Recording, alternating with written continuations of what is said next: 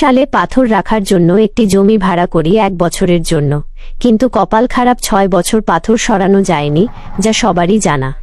এখন পাথর নিতে গেলে মালিক পক্ষের যে টাকার দাবি যদি তা পরিশোধ করি, তাহলে নিশ্চিত ওই পাথর বিক্রি করেও হবে না।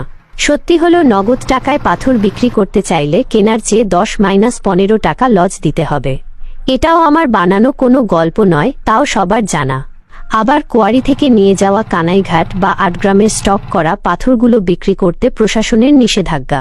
শুধু কি তাই? না, আরও বিপদ রয়েছে, যেমন 45 দিনের মধ্যে যা করার করতে হবে।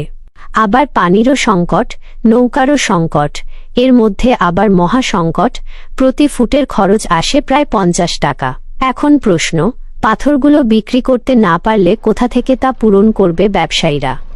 এমন অনেক মহা বিপদের সম্মুখীন আমাদের লোভাছড়া সকল পাথর ব্যবসায়ীদের সামনে। জানি না এর সমাধান কি। বলতে পারেন আমরাও এক ধরনের পাথর হয়ে গেছি।